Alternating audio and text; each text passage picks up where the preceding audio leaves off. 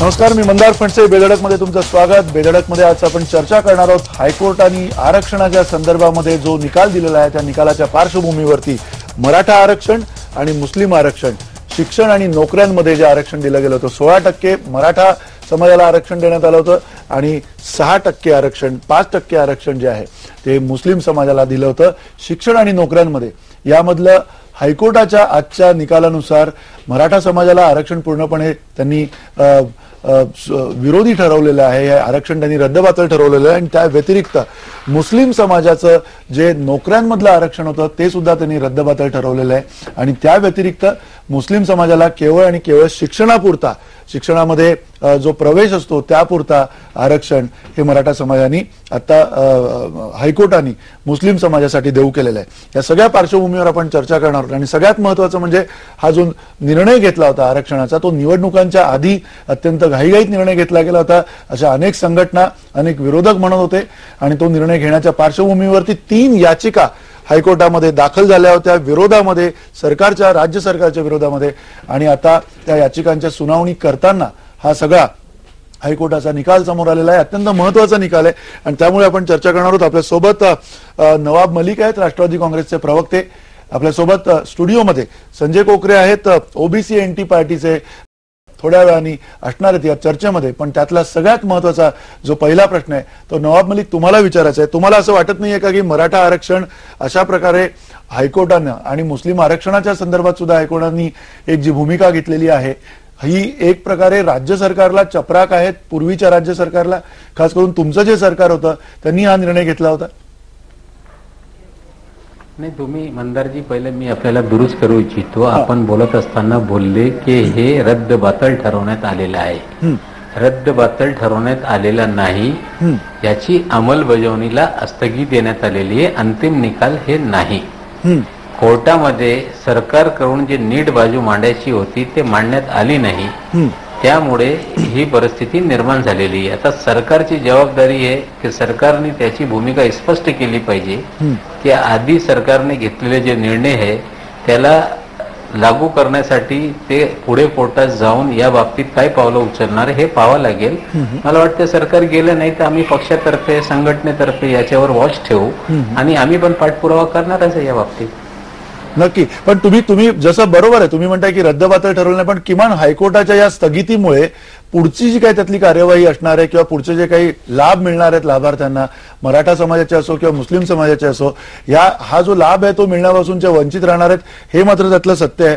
आणि त्या आधारे नेमकं काय भूमिका सरकारची सुद्धा असणार आहे, राज्य सरकारची नव्या काय भूमिका असणार आहे तेही आपल्याला विनायक मेटे शिवसंग्राम संघटनेचे अध्यक्ष आपल्यासोबत असतील त्यावेळेला त्यांच्याशी बोलणार आहोत. आपल्यासोबत एमआयएमचे आमदार इम्तियाज जलील सुद्धा आहेत. इम्तियाज जलील, तुमचं या चर्चेमध्ये स्वागत आहे. काय भूमिका आहे एमआयएमची खास करून मुस्लिम आरक्षणाच्या संदर्भामध्ये जो स्थगितीचा निर्णय आलेला आहे आणि त्याच्यात त्यांनी नोकऱ्यांवरती आक्षेप स्थगिती दिलेली आहे?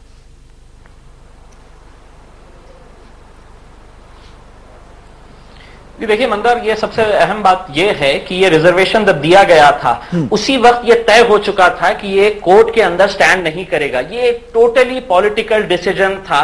इलेक्शन से कुछ महीने पहले मराठास और मुस्लिम्स को अपनी तरफ अट्रैक्ट करने के लिए कांग्रेस और राष्ट्रवादी कांग्रेस ने एक तरह से उन्हें लुभाने के लिए ये डिसीजन दिया था कि हम इन्हें आरक्षण दे रहे हैं. आप देख लीजिएगा कि पिछले 60-65 सालों से आप ही की सरकार रही है, कांग्रेस की रही है, महाराष्ट्र के अंदर राष्ट्रवादी कांग्रेस साथ में थे.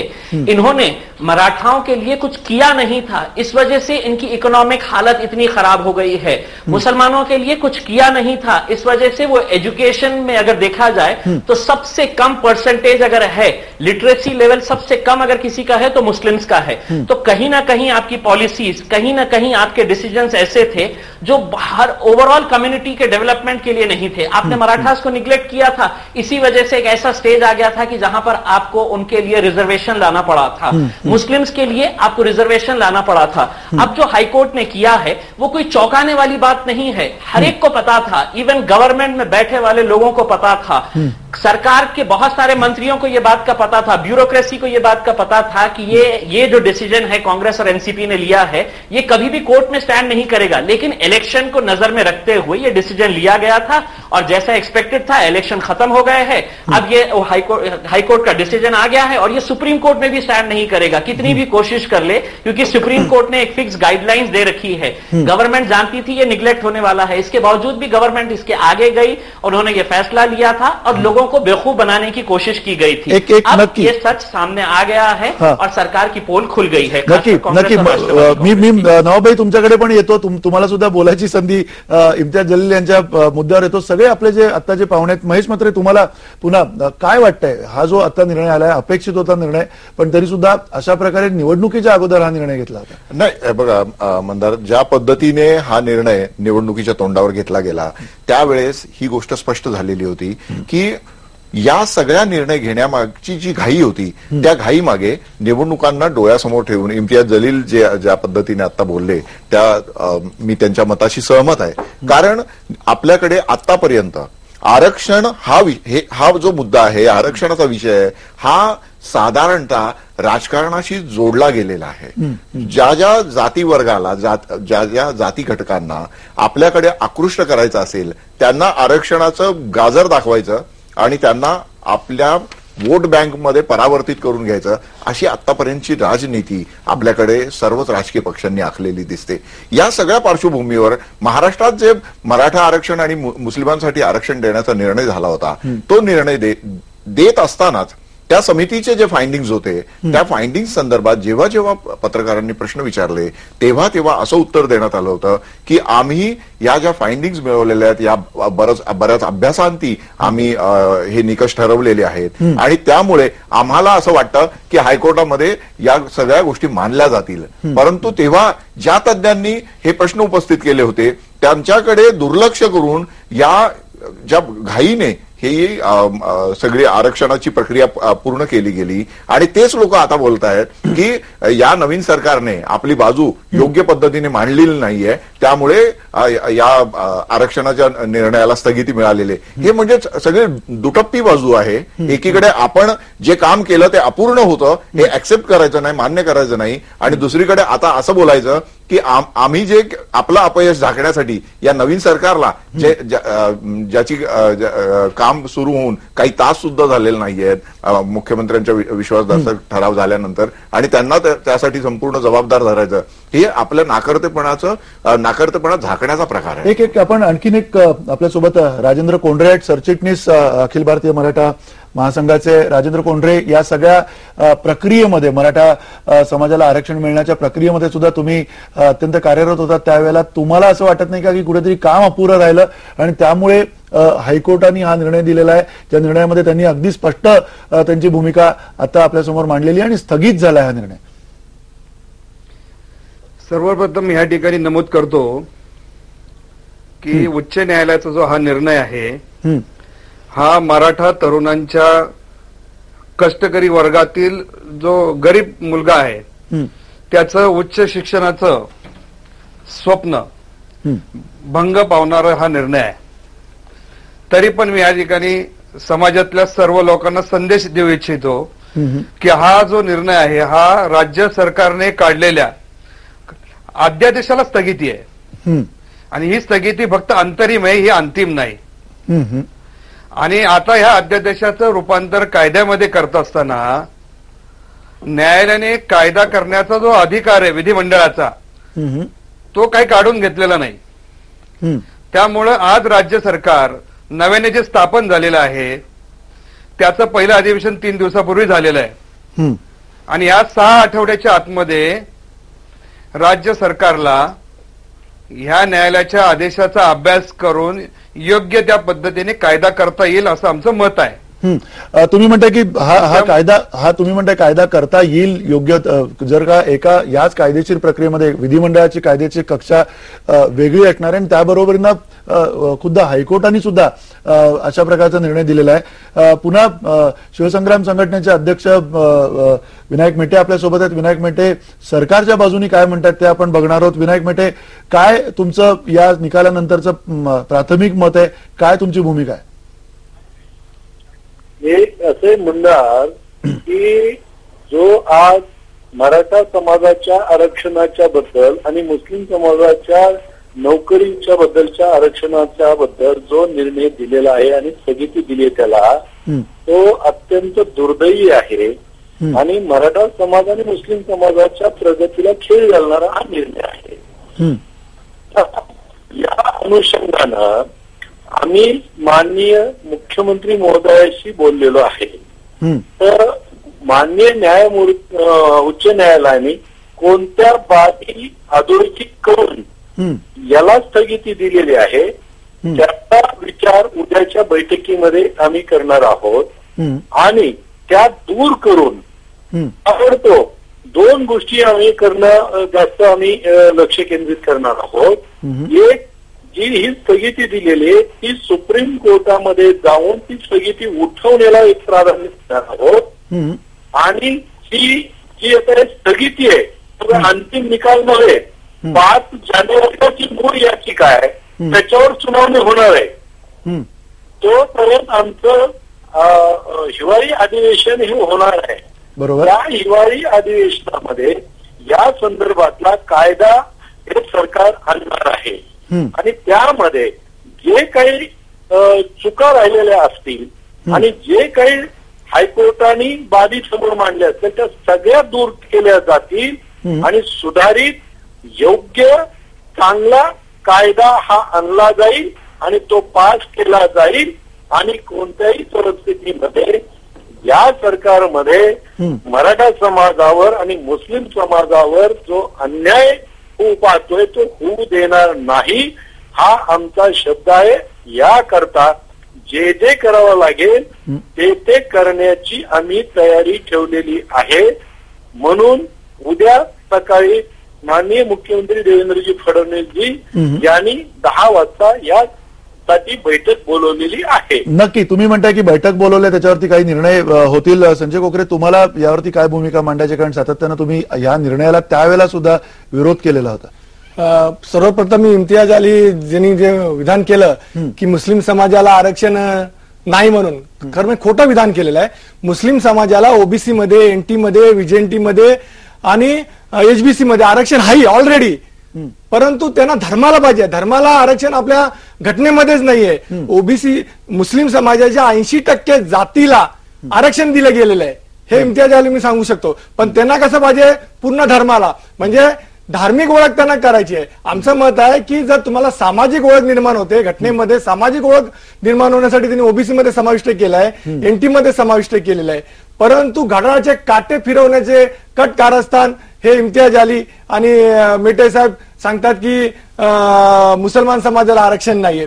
आणि आता दुसरे कोंढारे साहेबांनी सांगितलं की मराठा समाजाच्या गरीब म्हणजे फक्त मराठा समाजातच राहिलेला आहे काय, असं आहे. हे खरं म्हणजे गरिबांच्या नावावरती ओबीसींच्या ज्या सवलती आहेत, ज्या कमजोर लोकांचा संपूर्ण लुटण्याचं कट कारस्थान, ओबीसी मध्ये घुसण्याचा प्रयत्न हा मराठा समाज करीत आहे. नाही, पण ओबीसी मध्ये घुसण्याचा प्रश्नच नव्हता. पुन्हा नवाब मलिक, तुम्हाला हा प्रश्न विचारायचा आहे की सातत्यानं म्हणजे एक मुद्दा तुम्ही आधी आम्हाला स्पष्ट करा की तुमच्या सरकारने त्यावेळेला हा घाईघाईनी मतांवरती डोळा ठेवून निर्णय घेतला होता असं इम्तियाज यांनी सुद्धा मगाशी म्हटलेलं आहे. आणि तुमचं याच्यावरचं काय मत आहे, त्याच्यावरती स्पष्टीकरण काय, आणि येणाऱ्या काळामध्ये तुमची पक्षाची भूमिका यावरची काय असणार आहे? नाही मंदारजी, पहिले मी स्पष्ट करू इच्छितो, इम्तियाज जलील साहेबांनी बोलत असताना त्यांनी सांगितलं आहे की हे मतासाठी हे निर्णय झालेले आहे. ठीक आहे, उशीर झालेला निर्णय हे आम्ही मान्य करतो, पण निर्णय अयोग्य हे इम्तियाज जलीलचं बोलणं उचित नाही. त्यांनी सांगितलेलं आहे की हे सुप्रीम कोर्टमध्ये टिकणार नाही. त्यांचा पक्ष जो आंध्रामधला पक्ष आहे MIM, त्या राज्यांनी पण असे निर्णय घेतले. जेव्हा सुप्रीम कोर्टामध्ये गेल्यानंतर सुप्रीम कोर्टाने मुस्लिम आरक्षणाबाबत तो निर्णय कायम ठेवला होता. याचा अभ्यास जलील साहेबांनी केला पाहिजे. आता ओबीसी संघटनेचे जे बहादर आता इथे सगळे भाष्य करताय, या निर्णयामुळे कुठलेही ओबीसी समाजातले अधिकाराला गदा देण्याचा कुठला निर्णय झालेला नाही.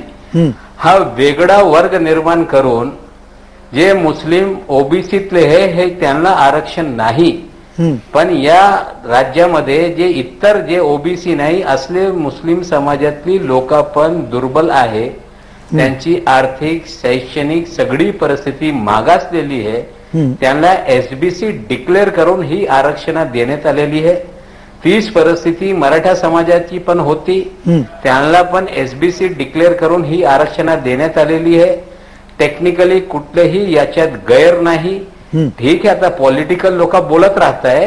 पुढे आमची पक्षाची भूमिका आता मेटे साहेबांनी सांगितलंय, काल सन्माननीय मुख्यमंत्री या बाबतीत मीटिंग घेऊन भूमिका स्पष्ट करणारच आहे. आमची भूमिका स्पष्ट राहणार आहे की हा दोन्ही निर्णय लागू करण्याबाबत सरकारने योग्य भूमिका घेतली पाहिजे, कोर्टात योग्य भूमिका मांडली पाहिजे आणि त्या बाबतीत सरकारवर दबाव निर्माण करू, विधिमंडळामध्ये प्रश्न निर्माण करू आणि वेळ आली तर रस्त्यावर उतरून आंदोलन करण्याची पण पक्षाची भूमिका मला नवाब भाई इथे एक मुद्दा उपस्थित करावा असं वाटतो. तुम्ही सत्तारूढ पक्षात राहिलेले लोक आहात, आता नुकतेच तुम्ही विरोधी पक्षात आलेले आहात आणि लगेच तुम्ही या मुद्द्यावर रस्त्यावर उतरण्याची सुद्धा आंदोलनाची भाषा सुद्धा करू लागलात. मला महाराष्ट्राच्या सर्वसामान्य माणसाच्या वतीने प्रश्न विचारावा असं वाटतो की तुम्ही जे सर्व सत्तेत राहिलेले पक्ष आहात स्वातंत्र्यापासून आतापर्यंतच्या काळामध्ये, या सर्व सत्तेत राहिलेल्या लोकांना ही जी वेगवेगळ्या समाजामधला जो आर्थिक आणि सामाजिक असमतोल आहे, हा असमतोल का तुम्हाला नष्ट करावा असं वाटला नाही? त्यावेळेस तुम्हाला का धाडसी निर्णय घ्यावेसे वाटले नाही? गेल्या महाराष्ट्र राज्य स्थापन झाल्यापासून 50 वर्ष झालेली आहेत, परंतु इथल्या सर्वसामान्य माणसाची आर्थिक परिस्थिती, त्याची शैक्षणिक आणि सामाजिक परिस्थिती ही का मागे राहिलेली आहे? त्याला आरक्षणाच्या कुबड्यांची का गरज राहिलेली आहे? शिक्षणाचं सार्वत्रिकरण अजून का झालेलं नाहीये? तुम्ही तर गेली 10 वर्ष सरकारमध्ये होतात, त्यावेळेस तुम्ही का काही गोष्टी करू शकला नाहीत आणि आता तुम्ही रस्त्यावर उतरण्याची भाषा करता आहात? ही याला कुठला न्याय म्हणायचा?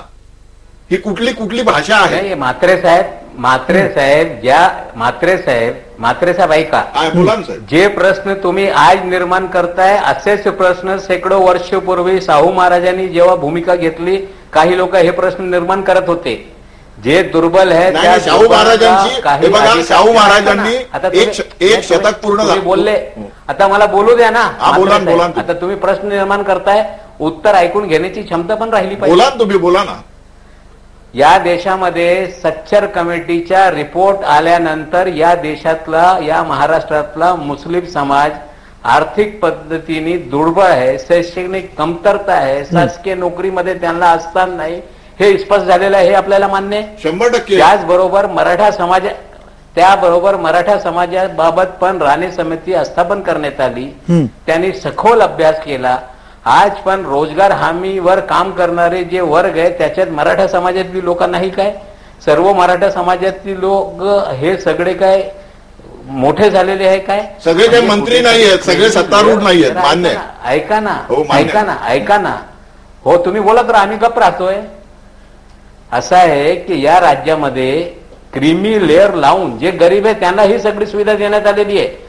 आणि आता तुम्ही बोलताय जेव्हा सत्तेत असो तो सह्या करू, निर्णय घेऊ, आणि विरोधक म्हणून संघर्ष करण्याची भूमिका आम्ही नेहमी घेणार आहे आणि विरोधक या नात्याने निश्चित रूपाने संघर्ष निर्माण करू. ठीक आहे. तुम्ही म्हणताय संघर्ष कराल विरोधक या नात्याने. अगदी थोडक्यात इम्तियाज जलील, तुम्हाला तुमची भूमिका मांडायची का? मूळ मुद्दा जो मगाशी सुद्धा विचारला गेला होता की खास करून ही जी स्थगिती देण्यात आलेली आहे, या स्थगितीच्या बाबतीत तुमचं काय म्हणणं आहे? कारण तुमच्या 2-3 मुद्दे तुमच्या बाबतीत, तुमच्या पक्षाच्या बाबतीत, तुमच्या भूमिकेच्या बाबतीमध्ये इथे मांडण्यात आले.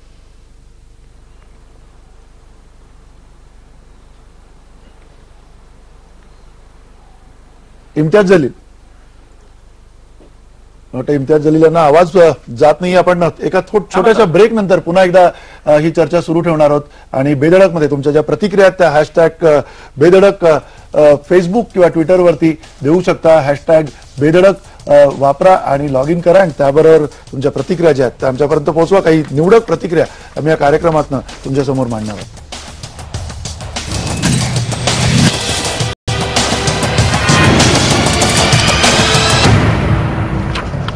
बेधडकमध्ये आपण मुस्लिम आणि मराठा आरक्षणाच्या संदर्भात हायकोर्टाने जो आता आदेश दिलेला आहे, जो निर्णय दिलेला आहे, त्याच्या संदर्भात आपण चर्चा करतोय आणि त्याहीपेक्षा महत्वाच्या काही आणखीन प्रतिक्रिया या चर्चेमध्ये आपल्याला मिळतात. रवी भोजने म्हणतायत फडणवीस सरकारसाठी आता मराठा आरक्षण वाचवण्याची अग्निपरीक्षा द्यावी लागणार आहे. कल्पेश साळवी म्हणतात मराठा समाजाची फक्त थट्टा केली आहे आणि मत लाटण्यासाठी फक्त हा उपयोग केला होता. अमोल खाडे म्हणतायत की आघाडी सरकारनं मराठा समाजाची मतं मिळवण्यासाठी केलेला हा स्टंट होता. याबरोबर आणखीन जो मुद्दा आज हायकोर्टाने नोंदवला होता तो म्हणजे गेली अनेक वर्ष राज्यातील सत्ताकारणात प्राबल्य असलेला मराठा समाज सामाजिक दृष्ट्या मागास नसल्यानं त्यांना आरक्षणाची गरजच नसल्याचं मत हायकोर्टानं नोंदवलं. या सगळ्या पार्श्वभूमीवरती पुन्हा राजेंद्र कोंढरे तुम्हाला विचारायचं आहे की तुमचा युक्तिवाद काय असणार आहे येणाऱ्या काळामध्ये, कारण मुख्य जो मुद्दा आहे त्या मुद्द्यावरती आणि जी कार्यपद्धती अवलंबली गेली मराठा आरक्षण समितीच्या मार्फत आणि त्याच्यातनं मराठा समाजातला एक खूप मोठा वर्ग हा आर्थिकदृष्ट्या मागासलेला आहे हे ज्या वेळेला दाखवण्यात आलं ती कार्यपद्धती सुद्धा आता तुम्हाला अधिक प्रभावीपणे मांडावी लागणार आहे. तुमचा युक्तिवाद काय असणार आहे येणाऱ्या काळामध्ये सुप्रीम कोर्टात? मला थोडं सविस्तर बोलू द्या. नक्की नक्की ह्याच्यामध्ये क्लॅरिटी येईल. नंबर 1 की राज्य सरकारला घटनेचे 15(4) आणि 16(4) आणि कलम 46 प्रमाणे एखाद्या वर्गाचा सामाजिक आणि शैक्षणिक दृष्ट्या जर तो वर्ग मागास असेल तर त्याला पुरेसं प्रतिनिधित्व नसेल तर अशा वर्गाला आरक्षण देता येतं. तो राज्य सरकारचा अधिकार आहे. नंबर 1. नंबर 2 याच्यामध्ये दुसरी बाब काय महत्वाची आहे की इनएडिक्वेट रिप्रेझेंटेशन, जर एखाद्या वर्गाचं प्रतिनिधित्व अपुरं असेल तर ते अपुरं प्रतिनिधित्व लक्षात घेऊन त्याला लोकसंख्येच्या प्रमाणात आरक्षण देण्याचा अधिकार सरकारला आहे. हा सरकारचा अधिकार इंदिरा साहनीच्या जजमेंटप्रमाणे राज्याला मागासवर्ग आयोगाकडे हा रिपोर्ट गेला. तिथे बापट कमिशननी काही मुद्द्यांवर मराठा आरक्षण फेटाळलं. मग तो राज्य सरकारच्या कोर्टात गेला आणि राज्य सरकारने त्या मागासवर्ग आयोगाला काही डायरेक्शन्स दिल्या की आम्हाला पूर्णपणे क्वांटिफायबल डाटा द्या. हा quantifiable data Indira Sawhney judgement आणि अनेक सर्वोच्च न्यायालयाच्या निर्णयाप्रमाणे आवश्यक होता. हा आवश्यक डाटा कशासाठी होता तर राज्य सरकारच्या इथे संवेदनशील परिस्थिती निर्माण झाली होती. ओबीसी घटक त्याच्या आरक्षणात हात लावून देत नव्हता. त्यामुळे राज्य सरकारला एक पर्याप्त काहीतरी वाव दुसरा नव्हता म्हणून सरकारने एक वेगळा प्रवर्ग तयार करून हे आरक्षण देण्याचं निश्चित केलं. मग 50% आरक्षण मर्यादा ओलांडताना काय काय इंडिकेटर वापरले पाहिजे हे राज्य सरकारने त्यावेळेस पूर्णपणे लक्षात घेऊन तशी तयारी केली. आणि राणे समितीच्या कारभारामध्ये हा राणे समितीचा रिपोर्ट तयार करताना जवळपास 20 लाख लोकांचा सर्व्हे झाला, जो अशा प्रकारचा सर्व्हे मंडल कमिशनच्या वेळेस सुद्धा देशामध्ये झालेला नव्हता. ही बाब महत्वाची लक्षात घेतली पाहिजे. नंतर राज्य सरकारचे जेवढी शैक्षणिक कॉलेजेस आहेत त्याबरोबर राज्य सरकारच्या सर्व सेवांमधलं प्रतिनिधित्व आहे ते सुद्धा तपासल्यानंतर तिथं प्रमाणापेक्षा कमी प्रमाण असलेलं मराठा समाजाचं प्राबल्य त्या ठिकाणी कमी झालेलं आहे. आता जे प्रायमाफेसी मगाशी एनटी पार्टीचे नेते बोलत होते, काही विरोधक बोलतात की मराठा समाज हा प्रायमाफेसी पॉलिटिकली लोकांवर दबाव आणणारा समाज असून म्हणून प्रेझेंट केला जातो. दुर्दैव असं आहे की एखादा समाज लोकसंख्येने बलाढ्य असला तर तो त्या त्या राज्यामध्ये आरक्षणाच्या प्रवर्गात असून तो सत्ताधारी देखील आहे. इथं फक्त मराठा समाज हा सत्ताधारी असल्यामुळं लोकांना तो एका दृष्टीने सत्ताधारी असल्यामुळे विकसित वाटतो, परंतु ह्या समाजाची 32% लोकसंख्या जर तुम्ही लक्षात घेतली, ग्रामीण भागातलं जीवन लक्षात घेतलं, लँड होल्डिंग लक्षात घेतलं, शेतकरी कष्टकरी पदवेली अशा सर्व वर्गामध्ये हा समाज मोठ्या प्रमाणावर विखरलेला गेला असला तर त्याचं सगळं प्रतिनिधित्व ज्यावेळेस तुम्ही डीप मध्ये जाऊन तपासाल त्यावेळेस ह्या समाजाची प्रकर्षाने माहिती ही पुढे येते आणि विरोधकांनी त्याचा तो अभ्यास केला पाहिजे. तो न्यायालयापुढे आम्ही सुद्धा संघटनेच्या मार्फत मांडण्याचा प्रयत्न केला. न्यायालयामध्ये ही बाब आम्ही अवर्षाने मांडलेली आहे की ज्या ज्या राज्यामध्ये 50%च्या पुढे आरक्षण आहे त्या ठिकाणचं आरक्षण सुप्रीम कोर्टाने त्या ठिकाणी स्टे दिलेला नाही, ते आजही कंटिन्यू आहे. आपल्या राज्यामध्ये 50%च्या पुढे आजही 52% आरक्षण आहे. आता जे वाढीव आरक्षण दिलेलं आहे त्याच्यामध्ये जर काही न्यायालयाने डायरेक्शन्स दिलेले असतील, काही निरीक्षणं नोंदवली असतील तर येणाऱ्या हिवाळी अधिवेशनामध्ये राज्य सरकार कायदा करताना त्याच्यातल्या ज्या काही बाबी आहेत त्या बाबी लक्षात घेऊन ज्या काही दुरुस्त करायच्या ते करू शकतं. मागच्या सरकारने जे काम केलंय ते काही अर्धवट राहिलं असेल, काही अधिकाऱ्यांनी चुकीचा फीडबॅक दिला, काही अधिकाऱ्यांनी प्रचंड मेहनत घेऊन काम केलं, परंतु त्या काळातल्या सरकारमधल्या काही लोकांची इच्छा प्रामाणिक होती देण्याची आणि काहींची फक्त घोषणा करण्यापुरती होती.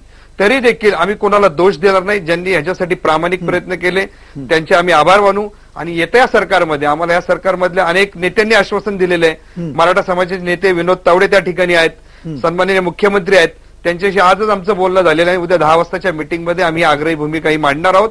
आणि मराठा समाजाने आणि मुस्लिम समाजाने या बाबतीत विचलित होण्याचं काही कारण नाही. ज्या काही त्रुटी असतील त्या त्रुटी दूर करण्याचा प्रयत्न निश्चितपणे करण्याचा आग्रह संघटनांच्या मार्फत सर्व समाजातल्या मराठा आमदारांच्या माध्यमातून आम्ही निश्चितपणे करण्याचा प्रयत्न करू. नक्की. तुम्ही मुळात जो ओबीसी आणि या सगळ्या समाजातला या निर्णयाला विरोध म्हणून कुठल्या आधारावर विरोध करताय? कारण त्यांचं म्हणणं आहे की त्यांनी जवळजवळ 20 लाख लोकांचा सर्व्हे केला होता. इतका मोठा जर सर्व्हे त्यांनी केला असेल तर त्यांच्याकडे पुरेशी तेवढी माहिती आणि पुरेशी तेवढी माहितीला आधार देणारी डॉक्युमेंट्स त्यांच्याकडे असणार आहेत. सुरुवातीला त्यांनी घटनेचा उल्लेख केला. घटना कलम 15, घटना कलम 16 आणि 46. 15 काय सांगतो मी कोंढारे साहेबांना सांगतो. कोंढारे साहेबांनी जी माहिती सांगितली सर्वस्व खोटी सांगितली पुऱ्या महाराष्ट्राला. 15 काय सांगतं जे सामाजिक दृष्ट्या आणि शैक्षणिक दृष्ट्या दोन्ही दृष्ट्या मागासलेला आहे तो मागासवर्गीय. आणि कलम 16 काय सांगतं राष्ट्रीय उत्पादनामध्ये देशाच्या उत्पादन व्यवस्थेमध्ये वंचितांना योग्य वाटा तसेच देशाच्या धोरण निर्मितीत आणि शासनाच्या न्याय प्रक्रियेत योग्य प्रतिनिधित्व म्हणजे आरक्षण. आणि 46 काय सांगतं खरं 46च वर आहे. बाबासाहेब आंबेडकरांनी ह्या देशातील गरिबांना जे आर्थिक स्थित्या गरीब आहेत त्यांच्यासाठी दिलेलं आहे. कुठलं कलम 38, कलम 39, कलम 41 हे 3 कलम आहे. आणि 46 कलमाअंतर्गत आर्थिक निधी ठेवण्याची मुभा घटनेने केंद्र सरकारवर राज्य सरकारवर दिलाय. कोंढारे साहेब सांगतात की 20 लाख लोकांना दिलाय. खरं आहे सखोल अभ्यास केला. सखोल अभ्यास काही केला नाही. 1 वर्ष म्हणजे गेला 12 डिसेंबरला 12 हिवाळी अधिवेशनाला राणे समिती स्थापन झाली. ते 13 डिसेंबर पर्यंत राणे साहेबांनी फक्त कागदपत्र घेण्याचे काम केलं. अभ्यास नव्हता केला. अभ्यास कोणी केला 10 फेब्रुवारी ते 19 फेब्रुवारी तर 9 दिवसात अभ्यास पुण्याची जी बार्टी संस्था आहे त्यांनी अभ्यास केला. आणि त्याच्यामध्ये मराठा समाजाचे 20 लाख लोकांना 18.5 लोक अभ्यास नाही केला. संपूर्ण लोक आहेत या महाराष्ट्रातले मग त्याच्यामध्ये एसटी असेल शेड्यूल कास्ट असेल हा संपूर्ण समाजाचा अभ्यास केला. हा गरीब आहे. मला पहिला बोलू द्या. त्याच्यानंतर ते सांगतात सर्वे करताना त्याचे काही निकष असतात. कोकरे साहेब त्याचे निकष असतात. तुम्ही बोला. आणि तुम्हाला 2 मुद्दे सांगतो. तुम्ही जे सामाजिक मागासलेपणाचे निकष आहे ना ह्याच्यावर मी पुन्हा तुमच्याशी 1 तास चर्चा तयार करायला आहे. तुम्ही जे सामाजिक मागासलेपणाचे निकष 1980 ला मंडल कमिशन झालं. 1980चे निकष 2006चे निकष 2014चे निकष सामाजिक आर्थिक शैक्षणिक परिस्थितीमध्ये प्रचंड बदल झालेला आहे लक्षात घ्या तुम्ही. एखादा तुम्हाला मेडिकल सायन्स कोकरे साहेब मेडिकल सायन्स सांगतो एखादी व्यक्ती जर जाड असेल तर त्याला डायबिटीस लवकर होतो. तुम्हाला मराठा समाज फक्त मोठा दिसतो पण त्याला डायबिटीस झालाय तुम्ही नाही सांगत. त्याला ज्या वेदना आहेत त्याच्या शरीरामध्ये काय ते त्यालाच माहिती आहे. नक्की या मुद्द्यावर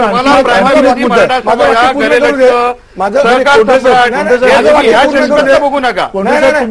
तुमचा मुद्दा पोहोचलेला आहे. अगदी थोडक्यात तुमचा मुद्दा हे सांगतात की 32% कुठल्या आधारावर सांगतात. अहो 1931 सालापासून जनगणना झाली नाही. 1931 आणि 1921 साली जी जनगणना झाली त्याच्यामध्ये मराठा कुणबी माळी म्हणजे जे जाती आधारित जनगणना झालेली नव्हती. लोकसंख्येच्या आधारावर काय सांगतात की 32% आणि 20% आरक्षण कोणाचीच झाली नाही.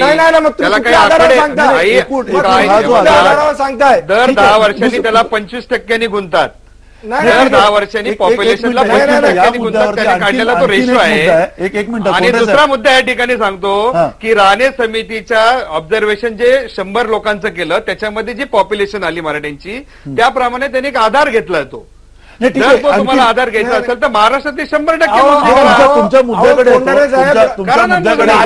खरं म्हणजे हा जो अधिकार आहे ना राज्य मागासवर्गीय आयोगाला आहे कुठल्या जातीला समाविष्ट सरकारला काहीच नाही का अधिकार. 1992 साली सरकारला अधिकार काही नाहीये का. सरकारला नाहीये. सरकारचा अधिकार ऐकून घ्या कोकरे साहेब आयोगाचे निकष ठरवायचे अधिकार पूर्णपणे राज्य सरकारला निकष तयार करायचे. ऐका आयोगाने निकष तयार राज्य सरकार काय करताय माहितीये का राज्य मागास तुम्ही कोकरे साहेब ऐकून तर घ्या माझं. मी 1 मिनिट त्यांचं संपल्यावरती तुम्ही बोलता ते बरोबर आहे. अधिकार होते परंतु अधिकार केंद्र हायकोर्टाने 1992 साली काढून घेतले आणि काय सांगितलं की निकष ठरवण्याचा अधिकार एक तज्ञाची समिती नेमणूक करावी. आणि ती तज्ञाची समिती म्हणजे आता राज्य मागासवर्गीय आयोग बोलतो त्या आयोगाला अधिकार देण्यात आला. आणि जे मुसलमानचं बोलतात ना आरक्षणाच्या बाबतीत आंध्राचं 1 मिनिट मुस्लिम आरक्षणाच्या संदर्भामध्ये इम्तियाज जलील तुम्हाला विचारायचं धर्माच्या आधारावरती आरक्षण देता येणार नाही अशा प्रकारची जी भूमिका आहे ज्याच्यामध्ये तुमची नेमकी काय मागणी आहे. कारण पुन्हा एकदा नवाब मलिक यांनी मगाशी स्पष्ट केला होता हा मुद्दा पण पुन्हा तुम्हाला तुमची भूमिका आम्हाला समजून घ्यायची.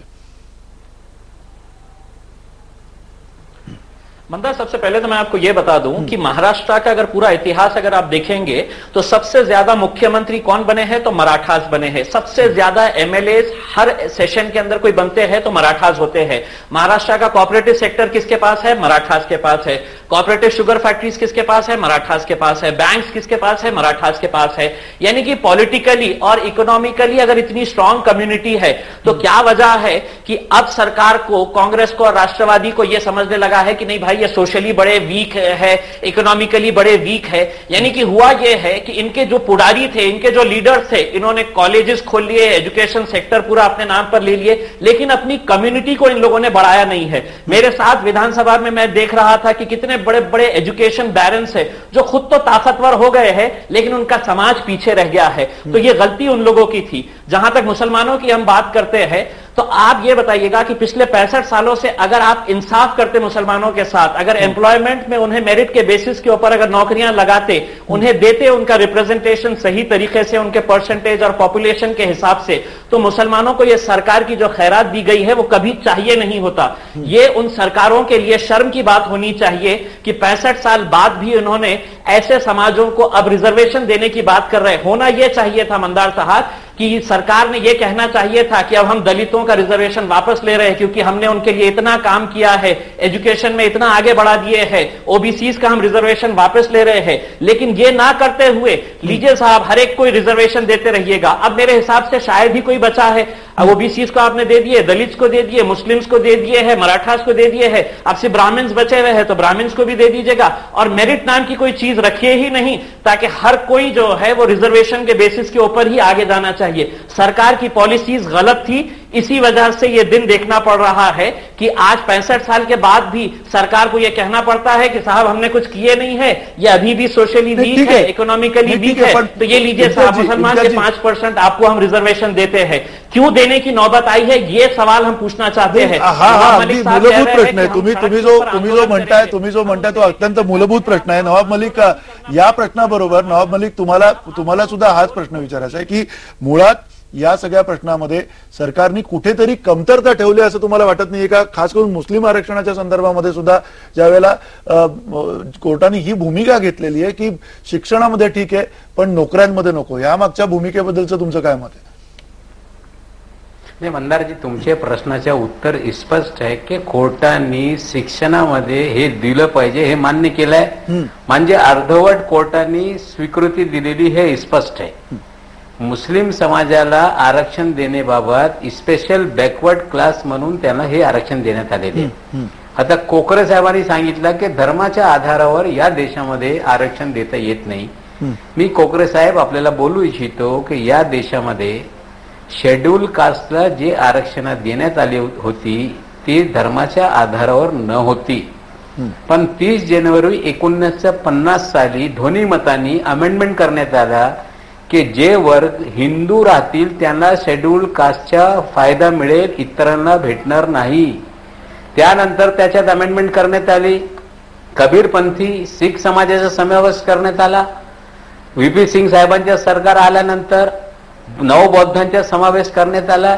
या देशामध्ये धर्माच्या आधारावर जर कोणाला तुम्हाला थांबवता येते मग धर्माच्या आधारावर देता येते। कोकरे साहेब याचा आपण अभ्यास केला पाहिजे। एक या प्रकारे कर्नाटकमध्ये एसबीसी डिक्लेअर करून संपूर्ण मुस्लिम समाजाला आरक्षण दिलेलं आहे। या प्रकारे आंध्रामध्ये जे निर्णय झाला होता सुप्रीम कोर्टामध्ये तो टिकलेला आहे। मुस्लिम समाज हा मागासलेला आहे, त्या बाबतीत सच्चर समितीचा अहवाल या देशाच्या सर्व ठिकाणी उपलब्ध आहे, त्यासाठी तो टिकणार नाही हे भाष्य करणं उचित नाही। मराठा समाजाचा पण आपण सांगताय की backward commission SC ST OBC याच्यासाठी वेगळे वेगळे कमिशन आहे, पण मराठा समाज हा एससी एसटी किंवा ओबीसी मधला हा आरक्षण देण्यात आलेला नाही। स्पेशल बॅकवर्ड क्लास निर्माण करून राणे समितीच्या अहवालाच्या शिफारशीच्या आधारावर हा आरक्षण देण्यात आलेला आहे। तुम्ही सगळं मिक्सअप नका करा, याच्याकडे अधिकार त्याच्याकडे अधिकार असं नाही आहे। सगळे योग्य निर्णय आणि सुप्रीम कोर्टमध्ये हे टिकणार आहे. नाही, नक्की सुप्रीम कोर्टामध्ये नेमकं पुन्हा एकदा हा जो मुद्दा आहे आत्ताचा हायकोर्टाने ज्याला स्थगिती दिलेली आहे त्या स्थगिती दिलेल्या मुद्द्याला पुन्हा आव्हान दिलं जाईल आणि हे आव्हान पुन्हा सुप्रीम कोर्टामध्ये कुठल्या आधारावरती टिकेल हेही आपण विचारणार आहोत. आणि सगळ्यात महत्वाचं म्हणजे जे नवं राज्य सरकार आहे, मुख्यमंत्री देवेंद्र फडणवीस यांचं राज्य सरकार आहे, ते या आरक्षणाबाबतचं धोरण नेमकं काय करणार आहेत तेही आपण या बेधडकच्या चर्चेमध्ये विचारात घेणार आहोत. त्याचं कारण अर्थातच या राज्यामध्ये 73% पर्यंत आता आरक्षण पोहोचलेलं आहे. आणखीन आरक्षणाच्या मागण्या वाढीव आहेत, त्याचंही काय होणार आहे त्याची आपण चर्चा करणार आहोत एका छोट्याशा ब्रेकनंतर.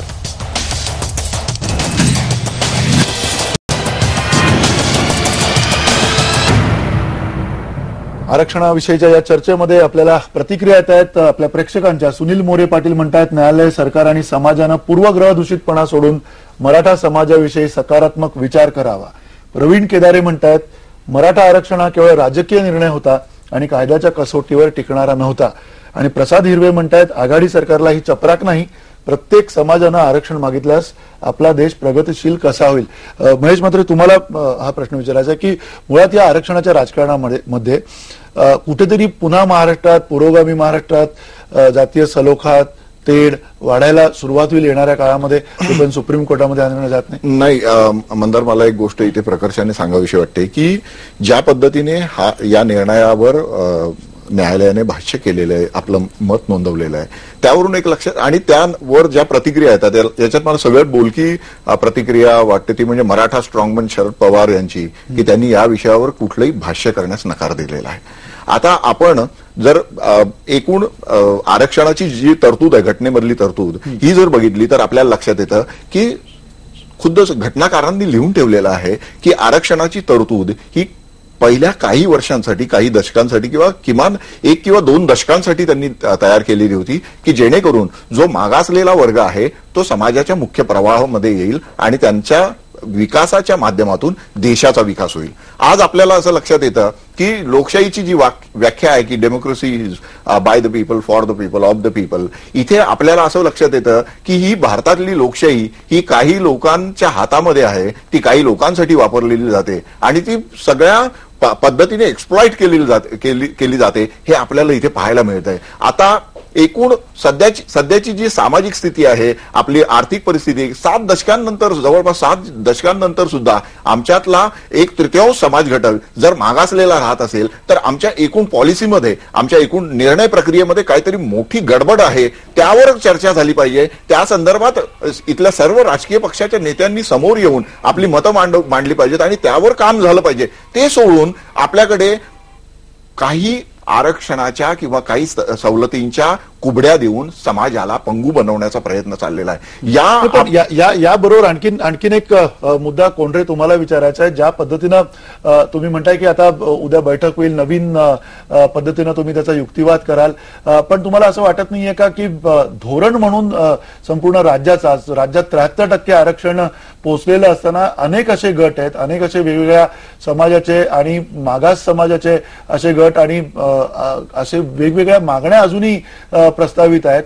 या सरकारनी, आत्ताच्या सरकारनी लवकरात लवकर आरक्षणाविषयीची त्यांची जी काही धोरणं आहेत ती स्पष्ट करावी असं तुम्हाला वाटतं का? हा, नक्कीच वाटतं. ह्याच्यात सगळ्यात महत्वाचा मुद्दा असा आहे की आरक्षण हा लोकशाही प्रक्रियेतला अनएंडेड इश्यू झालेला आहे आणि ह्या विषयावरची शस्त्रक्रिया करायला कोणताही राजकीय पक्ष तयार नाहीये. 1991ला आपल्या देशामध्ये आर्थिक निकषावर देखील सवलती आणण्याचा प्रयत्न केला होता. घटनेत तरतूद नसल्यामुळं जातीवर आधारित आणि व्यवसायावर आधारित आरक्षण आपल्याकडं मान्य झालेलं आहे. त्याच्यामुळे आज करणं काय अभिप्रेत आहे की आरक्षित प्रवर्गात सवलती घेऊन पुढे आलेल्या वर्गाला त्याच्यातून बाहेर काढणं, त्याला दलित अवस्थेतनं बाहेर काढून खुल्या प्रवर्गामध्ये त्याला प्रवाहात सोडलं पाहिजे. खुल्या प्रवर्गात मध्यम वर्गामध्ये ज्या ज्या जातींमधले समाज घटक पाठीमागं पडतायत त्यांना काही सवलती देऊन एका प्रवाहामध्ये आणणं हे खरं राजकीय दृष्ट्या करणं अतिशय गरजेचं आहे. परंतु लोकशाही प्रक्रियेमध्ये कोणताही राजकीय पक्ष कुठल्याही समाज घटकाचं 0.5% देखील आरक्षण काढून घेऊ शकत नाही अशी अवस्था आहे आणि त्याच्यामुळं हा निर्णय कधीच यशस्वीरित्या होऊ शकत नाही. त्याच्यामुळं जे मोठे समाज घटक आहेत त्याच्यामध्ये मोठ्या प्रमाणावर बॅकवर्डनेस तयार होतोय, त्यांच्यावरच खऱ्या अर्थाने आता हा अन्याय होतोय. नक्की. पण त्यामुळं हा विषय सोडवण्यासाठी ही लॉंग टर्म प्रक्रिया आहे आणि त्याला काहीतरी एक धोरण म्हणून सगळ्या राजकीय पक्षांनी एकत्रित येऊन, सर्व समाजातल्या सर्व नेत्यांनी एकत्र येऊन एक हा विषय कोणत्या दिशेने देशाला पुढे न्यायचा आहे याचा कुठेतरी नक्की. पण इम्तियाज तुम्हाला विचारायचं, तुम्ही अत्यंत तरुण आणि युवा चेहरा आता एमआयएमच्या राजकारणामधले महाराष्ट्रात, तुम्हाला वाटतं का की अशा प्रकारचा एक आशावाद, अशा प्रकारची राजकीय एक शहाणपण सगळे पक्ष मिळून घेतील आणि कुठेतरी आरक्षणाची जी ही पुढे वाढत चाललेलं जे शेपूट आहे ते कुठेतरी थांबेल आणि एक सर्वंकष असं काहीतरी धोरण सरकार देऊ शकेल? नहीं Mandar, I am very sorry कि मैं बहुत ज्यादा ऑप्टिमिस्टिक नहीं हूं, क्योंकि ये वही पॉलिटिकल पार्टीज है जिनकी राजनीति की दुकान धर्म के ऊपर ही चलती है। देखिए, राष्ट्रवादी कांग्रेस मराठाओं के लिए बात करती है, कांग्रेस कहती है कि हम मुसलमानों के हक की बात करते हैं। ये ऐसी पॉलिटिकल पार्टीज है साहब की जो नहीं चाहते हैं कि इन लोगों का डेवलपमेंट हो, इन लोग का अपलिफ्टमेंट हो। ये चाहते हैं कि ये लोग नीचे ही रहे, एजुकेशन लेवल इनका बड़ा नहीं, क्योंकि जिस वक्त ये लोग अगर एजुकेटेड हो जाएंगे तो इनसे सवाल करना शुरू कर देंगे। तो ये नहीं चाहते हैं कि ये इकोनॉमिकली डेवलप हो या स्ट्रांग हो, इनकी दुकानें बंद हो जाएगी। इसी वजह से ये लोग कभी नहीं चाहेंगे कि इनका जेन्युइनली सीरियसली इस तरह का अपलिफ्टमेंट होना चाहिए। और ये बड़े दुर्भाग्य की बात है कि इतने सालों के बाद भी अगर हम बात कर रहे हैं तो रिजर्वेशन की, मंदार मैं ये चाहता हूं कि मैं एक दिन खड़ा रहूं और कहूं देश से कि मुसलमानों को आरक्षण नहीं मिलना चाहिए, क्योंकि मुसलमान अब खड़ा हो गया है, इकोनॉमिकली स्ट्रांग है, पॉलिटिकली स्ट्रांग है, सोशली स्ट्रांग है, इसीलिए अब रिजेक्ट करने की नौबत आना चाहिए। और उसी वक्त मुमकिन हो सकता है जब सभी पॉलिटिकल पार्टीज आएंगे और इससे संजीदगी से इसे डिस्कस करेंगे, ना कि हम इसके अंदर भी राजनीति लेके आए। हम देश को प्रगति की राह पे अगर ले जाना चाहते हैं तो हम ये छोटी सोच को त्यांनी मुस्लिमांच्या उन्नतीसाठी एक तरी संस्था काढली का, त्यांना विचारा जरा। नाही, मुद्दा असा आहे, ते फक्त बोलतायत, आता सगळेजण बोलतायत, सगळेजण बोलतायत। जवाब देता हूं, कभी आप जाइए और आंध्र प्रदेश में हैदराबाद में जाकर देखिएगा कि कितने लोग फ्री एजुकेशन ले रहे हैं मुस्लिम्स के उसमें मस्जिद ने जो कॉलेजेस और स्कूल स्टार्ट एक मिनिट फोंडरे साहेब तुम्ही थांबा। इम्तियाज जी आपण याची शहानिशा वेगळी करूया, शहानिशा वेगळी करूया। तुमचा नवा पक्ष आहे किंवा महाराष्ट्राला नवा आहे तो। नवाबाई बोलतात। नाही, नवाबाईंकडेच मला जायचंय। नवाबाई, तुम्हाला या सगळ्या प्रक्रियेचा अनुभव आहे, अनेक वर्ष राजकारण बघितलेलं आहे, तुम्हाला वाटतं का की आत्ताचं सद्यस्थितीतलं सरकार जे आहे या आरक्षणाच्या बाबतचं स्पष्ट असं धोरण समोर आणेल? पहिला माझं म्हणणं आहे इम्तियाज जलील साहेबांना की मुस्लिमांना आरक्षण जे दिलेलं आहे ते बरोबर आहे की नाही, त्याचे ते समर्थन करताय की विरोध करताय ते पहिले स्पष्ट केलं पाहिजे। एक जे आता ही जी चर्चा सुरू आहे की हे काय नवीन धोरण सरकार आणणार आहे, निश्चित रूपाने सरकार आलेलं आहे। फडणवीस साहेब स्वतः धनगरांच्या आरक्षणाबाबत बारामतीमध्ये जाऊन त्यांनी सांगितलं आहे की त्याला शेड्यूल्ड ट्राईबचा दर्जा आम्ही देऊ, या बाबतीत त्यांना निर्णय घ्यावाच लागेल। या देशामध्ये ज्यांच्या आहे रे नाही रे या निकषावर सगळं चाललं पाहिजे। जे श्रीमंत आहे त्यांना देण्याची काही गरज नाही, पण जे दुर्बल आहे त्यांना विशेष सवलती दिली पाहिजे, ही माझी आणि पक्षाची नक्की नक्की। अगदी थोडक्यात आपल्याकडे विनायक मेटे सुद्धा आहेत, पण त्यांच्याकडे जाण्याच्या अगोदर कोकरे, अगदी थोडक्यात तुम्ही आता जे सातत्याने म्हणताय विरोध आहे, तुमच्यातला शेअर काही यांनी काढून घेतलेला नाही, मराठा असेल किंवा मुस्लिम आरक्षण? नाही, पण केंद्र सरकारचं जेव्हा येतं ना त्यावेळी एकत्रच येतात। समजा आता आम्ही एनटी मध्ये आहोत, पण ज्यावेळी ओबीसीचं होतं केंद्र सरकारचं त्यावेळी एनटी कन्वर्ट ओबीसी मध्ये होतो, म्हणजे एचबीसी पण तो कन्वर्ट ओबीसी मध्येच होणार आहे। म्हणजे केंद्र सरकारच्या ज्या उच्च शिक्षण असेल राजकीय याच्यामध्ये सर्वच ओबीसी मध्ये होणार। मगाशी नवाब मलिक साहेब बोलले की अर्ध सत्य सांगितलं, त्यांनी सांगितलं 1950 सालचा कायद्याचं उदाहरण दिलं की शीख धर्म आला, बौद्ध धर्म आला। ठीक आहे, आपण थोडक्यात मी सांगतो शीख धर्माला दिलं नाहीये, शीख धर्मातल्या जे शेड्यूल कास्ट शेड्यूल ट्राईबच्या निकष पूर्ण करतात, त्याच्यानंतर बौद्ध धर्माला दिला नाही, बौद्ध धर्म नाही, धर्मांतर्गत जातीचे जे प्रभाव होते पूर्वीचे आणि त्यानंतर धर्म निष्ठ धर्म आहे। ठीक आहे, एक मिनिट सर। आणि आंध्राचं उदाहरण दिलं, आंध्रामध्ये कोर्टाने 5% मुसलमानचं आरक्षण रद्द केलं, मग आंध्र सरकारने काय केलं की ओबीसी अंतर्गत त्यांना 5% कोटा निश्चित केलेला आहे। ते नवाब मालिक सांगत नाही. ठीक आहे, आपण हा जो गोंधळ आहे, आरक्षण हा विषय केंद्र सरकार आणि राज्य सरकारने अनेक जातीगट जे आहेत त्याच्यामध्ये अधिक निर्धारित केलेले नाहीये, त्यांना कुठे अजून स्पष्टता आणलेली नाहीये. त्याच मुद्द्यामध्ये अगदी शेवटी जातात या कार्यक्रमामध्ये विनायक मेटे, तुम्हाला काय म्हणायचं आहे आरक्षणाच्या संदर्भात? फक्त मराठा नाही, फक्त मुस्लिम नाही, इतर पण अनेक विषय आहेत. हे सगळे विषय, या सगळ्या विषयांची संदर्भातली एक असं स्पष्ट धोरण तुमचं सरकार येणाऱ्या काळात आणेल का? असं म्हणणार पहिलं आपलं धन्यवाद माझ्याकडे आपण हे केलं आल्याबद्दल. शेवटी काय ना, एनिवे मुद्दा असा आहे की दुर्भाग्याची गोष्ट अशी आहे की या राज्यातल्या अनेक लोकांना मराठा समाजाच्या बद्दलची अलर्जी का आहे मला काही कळत नाही. तो विषय जाऊ द्या. मूळ आता जी चर्चा आहे की माननीय उच्च न्यायालयाने जो निकाल दिलेला आहे त्याच्या संदर्भामध्ये आता पुढे काय करता येईल हा सगळ्यात महत्वाचा विषय आहे. तर आमच्या दृष्टीनं हे सरकार आणि आम्ही कोणत्याही परिस्थितीमध्ये जे आरक्षण मराठा समाजाला आणि मुस्लिम समाजाला शिक्षणामध्ये आता ठेवलेलं आहे, पण नोकरीमध्ये सुप्रीम कोर्टामध्ये जाण्याची भूमिका घेणं, येणाऱ्या अधिवेशनामध्ये कायद्यात रूपांतर करणं, त्याच्यामध्ये बदल करणं किंवा अन्य दुरुस्ती करणं, या सगळ्या गोष्टी त्याच्यामध्ये केल्या जातील. पण जी न्यायाची भूमिका आहे ती न्यायाची भूमिका कोणत्याही परिस्थितीमध्ये सोडली जाणार नाही. विनायक मेटे ज्या सरकार सोबत आहे त्या सरकारमध्ये मराठा समाजावर अन्याय होणं कदापि शक्य नाही. नक्की पण एक मुद्दा होता, या सरकारचं आरक्षणाच्या विषयीचं धोरण स्पष्ट होईल का? कारण तुम्ही आता सरकारचे प्रतिनिधी आहात, त्या सरकारच्या सोबत आहात, तुम्ही इतर सगळ्या समाज घटकांचा सुद्धा त्याच्यामध्ये विचार करणार आहात का? कारण आक्षेप काही आहेत, त्या आक्षेपाला कुठेतरी अलायदा करून, कुठेतरी वेगळं करून पुढे स्पष्ट असं धोरण येईल का? नाही, म्हणणार एकच मिनिट की या सरकारची भूमिका कोणत्याही समाजावर अन्याय करण्याची नाही. आता हे सर्वकष जे धोरण आहे आरक्षणाच्या बद्दल ते आणण्याच्या करता निश्चितपणाने पावलं उचलले जातील, परंतु कोणत्याही समाजावर अन्याय न करता जे आता अन्याय झालेला आहे तो पहिला दूर करणं आणि जे मूलभूत स्वरूपाचे प्रश्न आहेत जेणेकरून आरक्षणाचीच गरज लागता कामा नये, जे सक्षम समाज होतील सर्व दृष्टीनं सर्वच समाज, हे पाण्याचं सरकार निश्चित. ठीक आहे, नवीन सरकारला संधी आहे, नवीन सरकारला खूप मोठी संधी आहे हे सगळं करण्यासाठी आणि अर्थातच त्यामुळे नवीन सरकारकडनं अपेक्षा सुद्धा आहेत.